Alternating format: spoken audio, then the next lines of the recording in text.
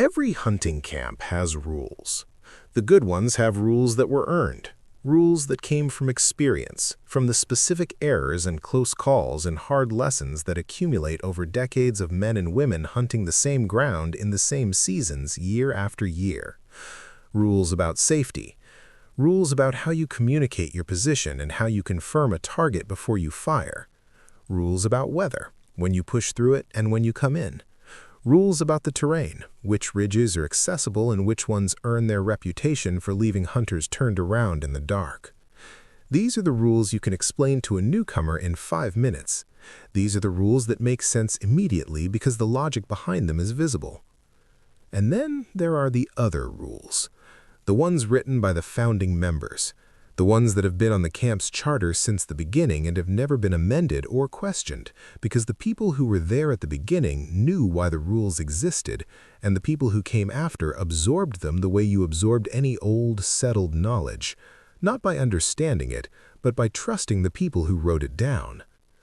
Most hunting camps have at least one rule like that, a rule that everyone follows without knowing why, a rule that nobody has asked about in so long that the asking itself feels like a transgression.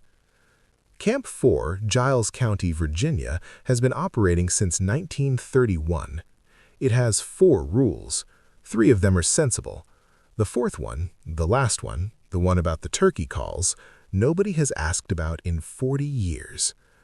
Until Denny Pruett joined for his first season and asked. This is Camp 4, Virginia Blood and Bone. Some rules exist because the answer to why is worse than not knowing.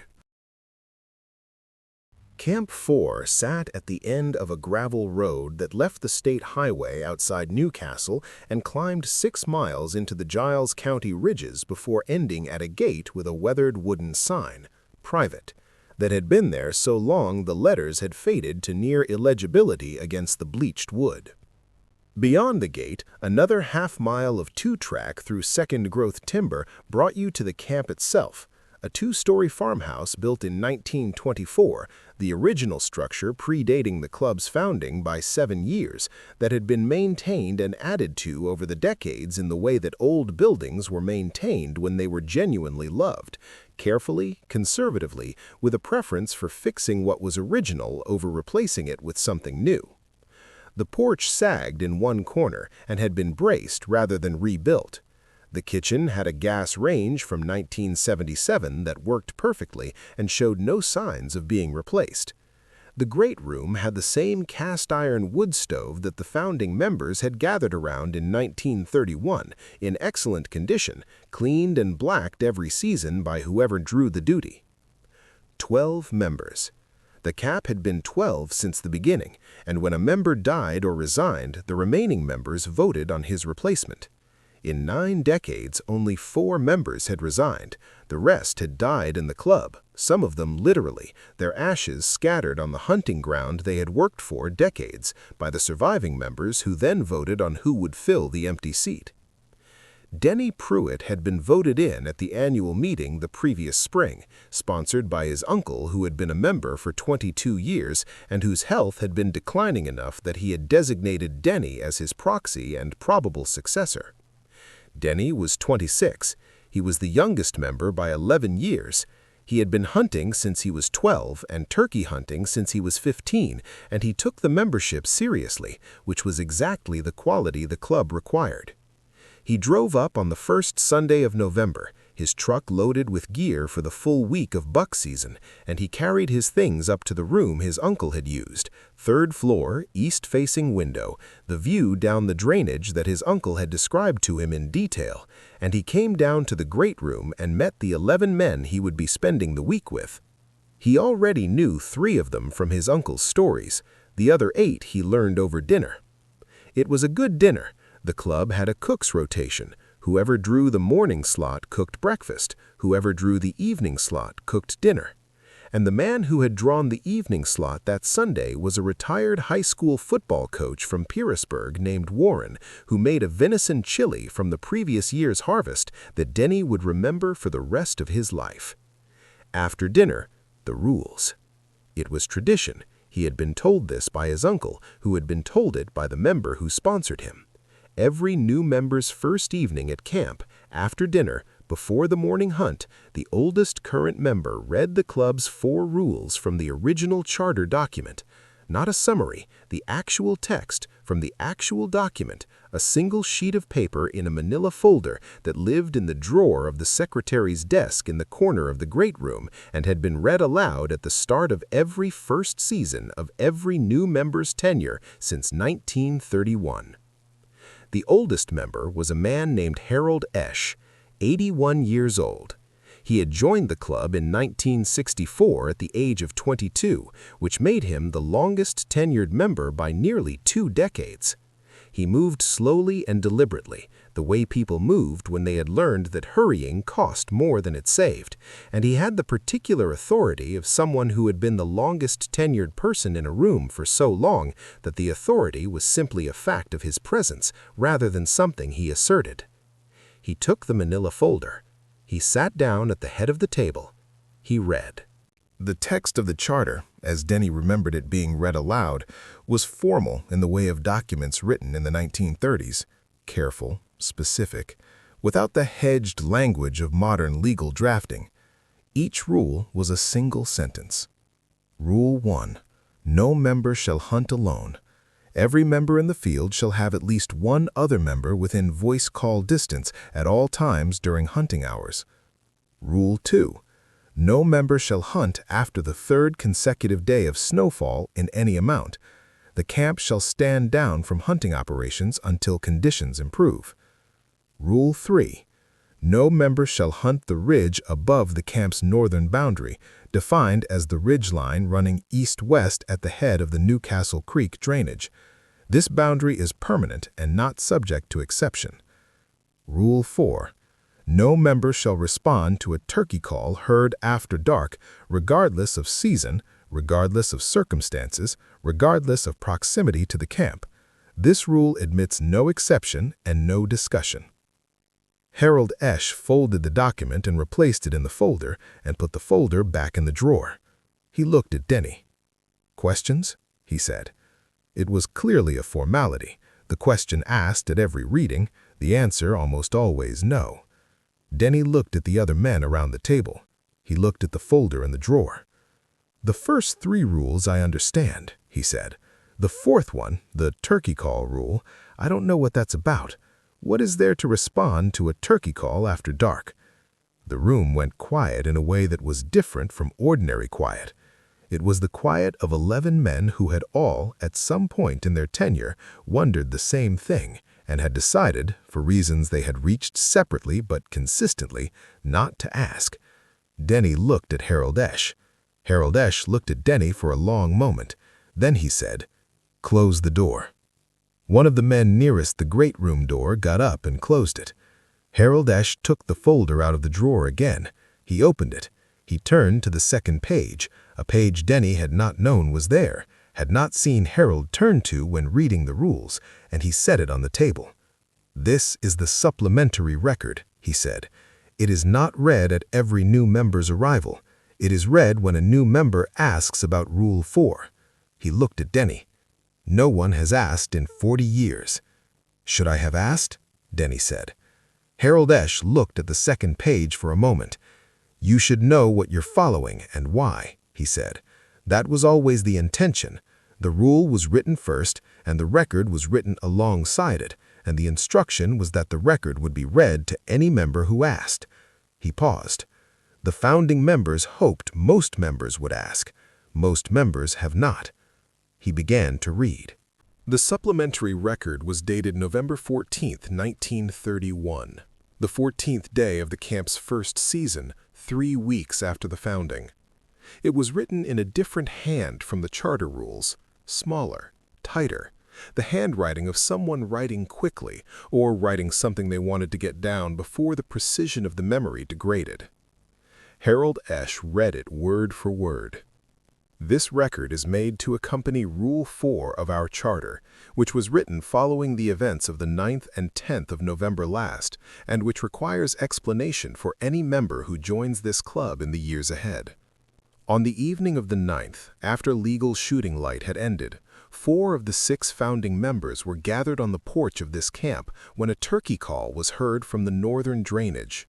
The call was of a type familiar to all 4 men, a hen yelp, well executed, the kind of call that an experienced turkey hunter might use in spring season to locate a gobbler.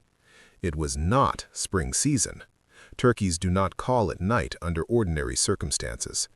The 4 men on the porch recognized both of these facts. 2 of the 4 men, Clarence Webb and Arvid Poole, went into the northern drainage to investigate, despite the requests of the other 2 men that they wait until morning. Webb and Poole were experienced hunters of this mountain and were confident in their ability to navigate the drainage at night. Webb returned to camp at 10 minutes past midnight. Poole did not return. A search was conducted beginning at first light on the 10th. Poole was found at approximately 9 in the morning, approximately 1 mile up the northern drainage, in good physical health.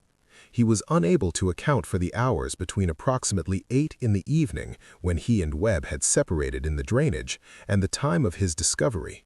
He had no memory of those hours. He was not injured. Webb's account of the separation, given to the remaining members that morning, was as follows. He and Poole had followed the turkey call up the drainage for approximately a quarter mile.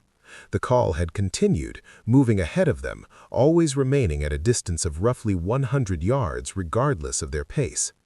Webb described the call as perfect in its execution, more perfect than any living turkey he had encountered, in the sense that it was consistent in a way that a living bird's call was not, that it lacked the subtle variations of breath and posture that distinguished a live call from a recording.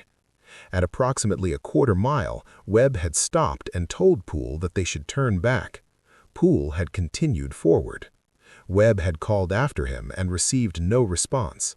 Webb had stood in the drainage for some minutes listening to the call recede up the slope, and then had returned to camp.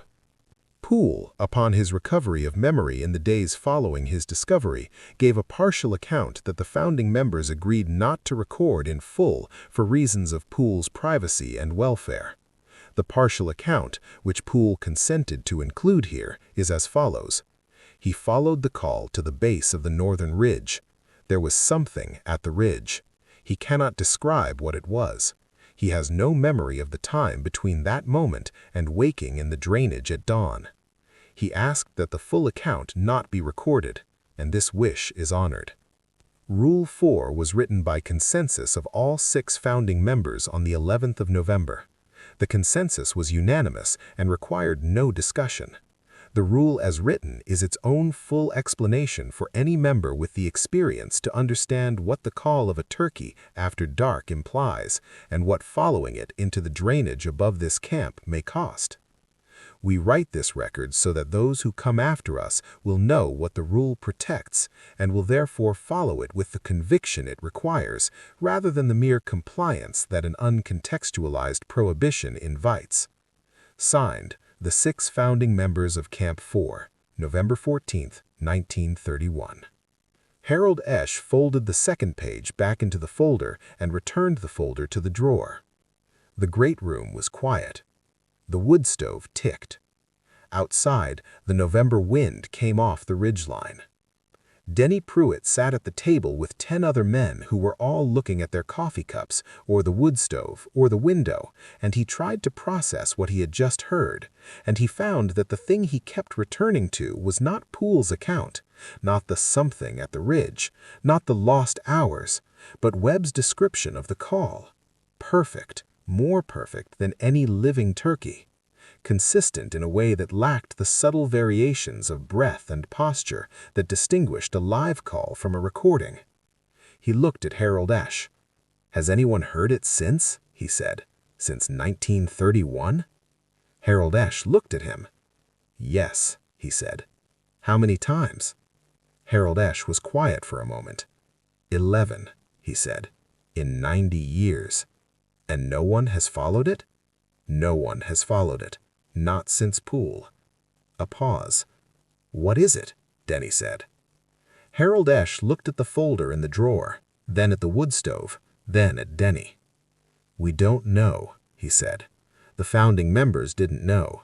The supplementary record says what it says and no more. What we know is that it calls from the northern drainage after dark, and it calls in the voice of a turkey, and following it cost Arvid Poole something he never fully recovered from and never fully described." He folded his hands on the table. "That is enough to know. That has been enough to follow the rule for 90 years. It does not require a name." Denny hunted with the club for 4 days. The first 2 days were everything his uncle had told them they would be. The pre-dawn climbs to the stands, the cold and the quiet and the slow brightening of the ridge, the accumulated competence of 12 men who knew this ground and worked it with care. He saw deer on both days. He passed on a young four-point on the first day and took a clean shot on a mature doe on the second, recovering her quickly in the hardwoods below his stand. The other men helped in field dresser with the easy efficiency of a team that had done this many times, and the mood at camp that evening was the warm, celebratory mood that good hunting produced in a community of people who understood what good hunting meant. He felt, genuinely, like he belonged. He understood what his uncle had been trying to give him. The third night, it rained, and he lay in the east-facing room listening to the rain on the roof and thinking about the supplementary record and about what Webb had said about the call. Perfect, more perfect than any living turkey. He had turkey hunted since he was 15. He had called in spring season on 3 different ridges in 2 different counties. He understood turkey calls the way any serious turkey hunter understood them, not just the mechanics, but the nuance. The way a live hen's yelp had a quality to it that was slightly irregular, slightly wet, slightly physical in a way that came from an actual throat and an actual bird rather than a human imitating one. He tried to imagine a call that was more perfect than that, more consistent, lacking the variations. He tried to imagine what made a turkey call in the dark. He did not sleep well. He heard it on the 4th night. He was on the porch after dinner, the same porch the 4 founding members had been on in 1931, watching the same northern drainage in the dark, when it came from somewhere up the slope, in the direction of the creek bottom that ran to the base of the northern ridge. A hen yelp. Clean, clear, perfectly executed. At 9:47 in the evening in November. He sat very still on the porch. The call came again. Same quality. Same distance. He estimated 150 to 200 yards, somewhere in the creek bottom below the northern ridge. Harold Esch appeared at the porch door behind him. He had not heard the door open. "Inside," Harold said. It was not a request. Denny went inside. Harold followed him and closed the porch door and then, after a moment's consideration, went to the kitchen and closed that door as well. He sat down across from Denny at the kitchen table. "Did you hear it?" Denny said. "I heard it," Harold said. "That's what it is. That's what it is." Denny looked at the closed kitchen door, at the window above the sink, facing north, facing the drainage. "What does it want?" he asked. Harold Esch looked at his hands. "I've been in this club for 60 years. I've heard it 4 times in those 60 years, including tonight. I've asked the same question every time." He was quiet for a moment. "I think it wants what a call always wants. A response, a reciprocation." He paused. "A turkey call is an invitation. You call and something calls back, and the exchange is the point. The call brings something toward the caller. That's the whole mechanism." "It wants us to call back," Denny said. "Or to come toward it," Harold said. "The call is both, an invitation to respond and an invitation to follow." They sat in the kitchen while the thing called from the northern drainage 3 more times in the next 20 minutes, each call as perfect as the last, each one at exactly the distance of the first, not moving closer, not moving away, waiting. Then it stopped. Harold sat at the kitchen table for several minutes after it stopped, listening to the silence where the calls had been. "Does it ever come to the camp?" Denny said. "Not that any member has reported," Harold said. "It calls from the drainage. It waits. When no one responds and no one follows, it stops. It has always stopped. He looked at the window. Which is why the rule works. The rule works because every member in this camp for 90 years has kept it. Every member has heard that call. Whether they knew they heard it or not, they have all heard it at some point in a season, that perfect call from the dark, and every one of them has done what the rule said. Ignored it? Not responded, Harold said. There is a difference. You are not required to pretend it isn't there. You are required not to answer it. You can know it's there. You can hear it. You can sit at this kitchen table and listen to it call for 20 minutes. He folded his hands. You just cannot answer, and you cannot go. Denny thought about that. What would happen if someone did go? Denny said. Harold Esch lived to 77 years old. He was a good man. He hunted this club until he was 64. He was well-liked and well-respected. A pause. But there was something in his eyes in the years after that night that the other founding members talked about, something that hadn't been there before, like a room in him that had been rearranged and never quite put back right. He said it carefully, not for drama, for precision. He followed the call once. He lost hours he never recovered. He came back, physically. Everything that made him who he was came back. He looked at Denny. Mostly. The kitchen was very quiet. I won't answer it, Denny said. I know. I could see that from the porch. You sat still and you listened and you didn't move. You were watching me? Every senior member watches a new member when the call comes. In 60 years, I have watched 4 new members hear it for the first time. You are the 5th. He picked up his coffee cup. The ones who follow it, Denny said, do they know they're following it in the moment? Or does the call do something to them? Harold set his cup down. That, he said, is the question I have been thinking about for 60 years. He did not answer it. He stood up and put his cup in the sink. Get some sleep. We're up at 4. He finished the week. He hunted the 5th and 6th days with the same care and attention he had brought to the first 2. And on the 6th day, he made a clean shot on a mature 8-point that field-dressed at 162 pounds and that the other members examined with genuine appreciation. He drove home on Saturday. He spent the following week at his job. He was a civil engineer in Blacksburg, and he ate dinner with his girlfriend and walked his dog and watched football on Sunday and did all the ordinary things that constituted his life. And every night that week, at some point between 10 and midnight, he went still. He could not explain it to his girlfriend, who noticed it and asked. He had no way to describe what he was waiting for, or rather, he had the words but not the permission because he had not told her about the call and was not sure he was going to. He was listening. Not for a turkey call. He was in a second-floor apartment in Blacksburg, 40 miles from the camp's northern drainage, well outside any range at which the call could reach him.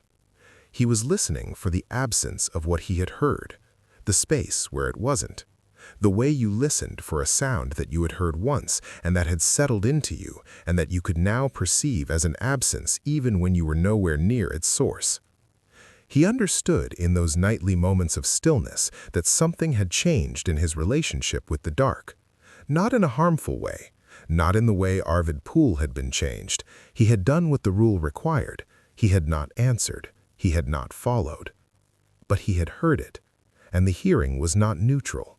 The hearing left something behind in the listener, even in the listener who sat still and did nothing. He thought about that for a long time. He called his uncle in January. He told him carefully what had happened, the reading of the rules, the supplementary record, the call on the 4th night. His uncle was quiet for a long time. I heard it twice, his uncle said, in 22 years. I never told you because there was no way to explain it that didn't sound... He stopped. I should have told you before you went. It wouldn't have changed anything, Denny said. No, I agreed, but you would have been prepared. Was I unprepared? A pause. You sat still, his uncle said. Harold told me. He called to tell me you'd heard it and sat still.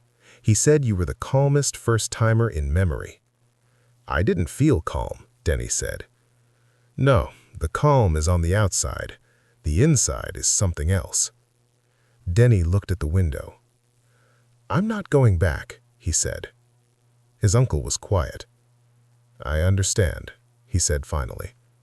"Not because of fear. I want to be clear about that. I'm not afraid of it. I followed the rule. I'll always follow the rule. But something in me, something in the way I listened to that call for 20 minutes has changed in a way I can't fully account for. And I don't want to go back and hear it again until I understand what that change is." His uncle said, "That's the most honest thing a new member has ever said, from what I can tell." "Has Harold heard it explain itself? In 60 years, has he ever gotten closer to understanding what it is?" Another long pause. "He says no," his uncle said. "He says the only understanding he has arrived at in 60 years of following the rule is that the rule is sufficient, that you don't need to understand what it is to know what you should do when you hear it." A pause. "He says it is enough to know that it calls and that it waits and that it stops when no one answers. He says not knowing more than that is part of what the rule is for." Denny thought about that for a long time. What does it do with the silence? When no one answers, when the call goes out and nothing comes back, what does it do with that? His uncle had no answer. Denny didn't expect one, but the question stayed with him.